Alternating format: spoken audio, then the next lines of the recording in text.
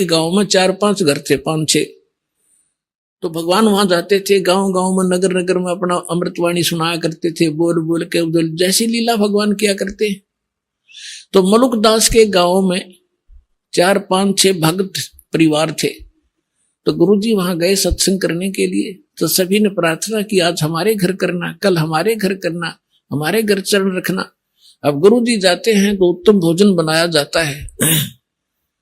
तो पहले दिन एक घर में सत्संग किया, बढ़िया खीर खांड का भोजन, हलवा बनाया गया।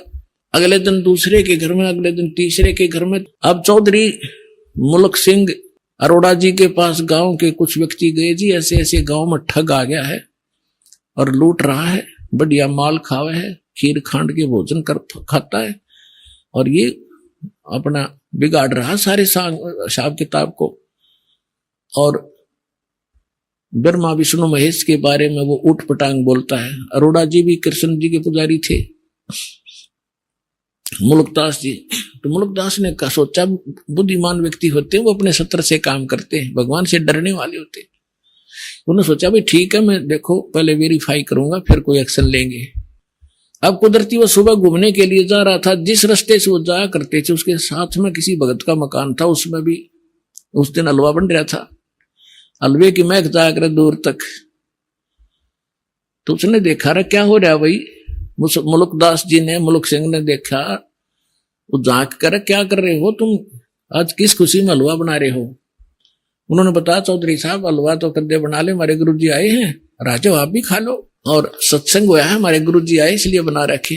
तो उसने देखा कि यू है वो गुरु जी दिखे, कहा ये कहने लगा कितने दिन हो गए तुम्हारे गुरु जी का आए, अजी आज चौथा दिन है। कहा तुम्हारे गुरु जी को, बैठे सामने। मुल्कदास चौधरी साहब गया वहां पर, कहने लगा भाई ठग तू करके क्यों नहीं खाता, क्यों दुनिया को ठगता है, इन गरीबों को तो लग रहा चूसने के लिए, अपना करके खाया करे। तो परमात्मा बोले चौधरी साहब मुझे तो भगवान बगैर किए ही दे रहा है, तो मुझे क्या जरूरत है करने की। अब परमात्मा के सामने उनकी वाणी में कसक थी। मुल्कदास ने सोचा भाई संत है, भगत है, ज्यादा खसना ठीक नहीं इसके साथ, चलो इसने जो कह दिया सो कह दिया। तो उसने ढंग से उत्तर दिया कि एक बात बता महाराज जी, ये भगवान मुझे क्यों नहीं देता बगैर किए। परमात्मा बोले कि तुझे विश्वास नहीं है, तेरे पास वो भक्ति नहीं है जिसमें भगवान बगैर करे भी दे देता है। अब वो भक्ति तो इतनी समझा नहीं, कहने लगा कि एक शर्त रख। मुल्कदास जी बोले बोल। कबीर साहब बोले क्या, कि आज मैं कुछ नहीं खा के आया हूं, घर से निकला हूं, और शाम तक यदि तेरे भगवान ने मुझे भोजन नहीं दिया, बिना करे भोजन दे दिया मेरे बिना किए ही मैं ऐसी जगह जाऊंगा, तो मैं तेरा शेष हो जाऊंगा, भोजन दे दिया थे। और नहीं भोजन दिया मुझे तो तुझे अपने खेतों में मजदूर लगाऊंगा, मंजूर है। परमात्मा बोले मंजूर। अब वो चला गया, उसके खेत थे पूर्व में, अब जा पहुंचा पश्चिम में, गांव नगर से दूर दूसरे के क्षेत्र में। पहले जंगल बहुत होते थे, और वहां जाकर एक वृक्ष पर चढ़ कर बैठ गया, आकाश देखूंगा मुझे कैसे यहां कौन भोजन करा देगा, वहां तो कोई जा ही नहीं सकता। अब उधर क्या हुआ कि ये गडरिये होते हैं भेड़ बकरियों वाले, उनका कोई त्योहार था। वो कहने लगे भाई एक खीर बना लो, चावल करते ले आए थे वो।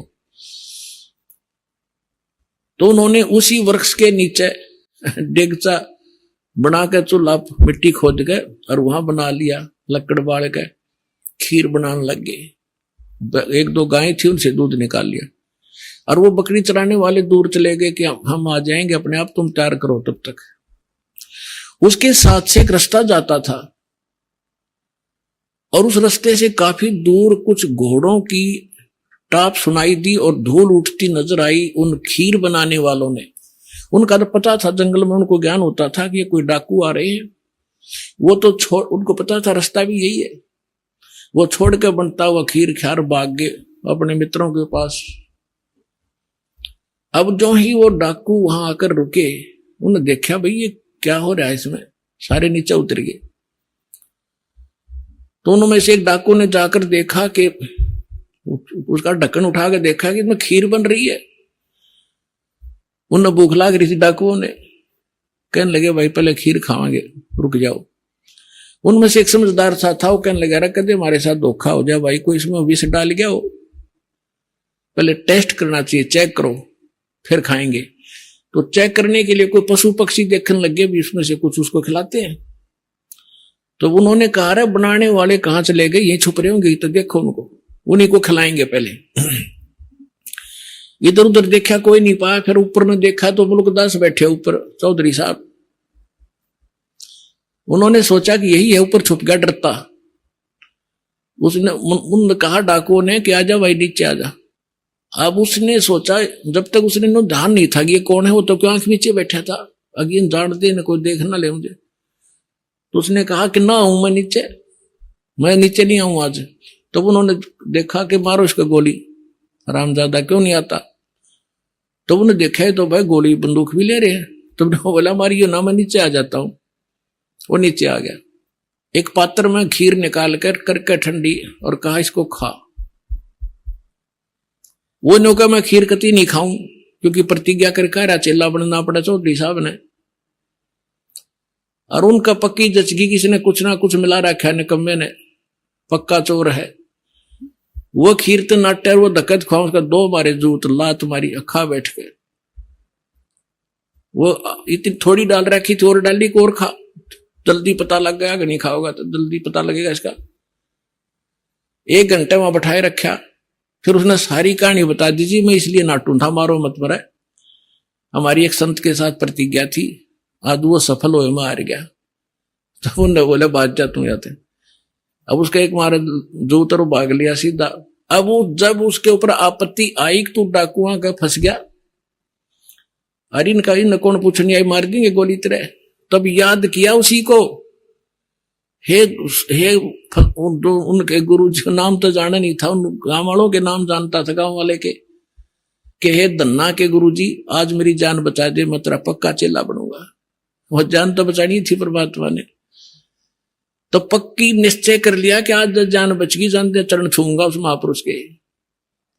तो वहां से भाग गया पूरी स्पीड से, परमात्मा के चरणों में आकर पड़कर रोने लग गया।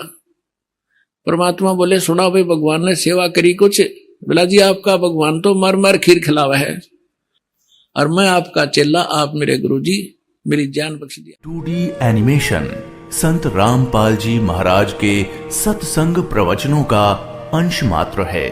संपूर्ण आध्यात्मिक ज्ञान प्राप्त करने के लिए अवश्य सुनिए संत रामपाल जी महाराज जी के मंगल प्रवचन। आप संत रामपाल जी महाराज जी के मंगल प्रवचन संत रामपाल जी महाराज एप्लीकेशन पर भी सुन सकते हैं, तथा उनके द्वारा लिखी पुस्तकें भी डाउनलोड कर सकते हैं।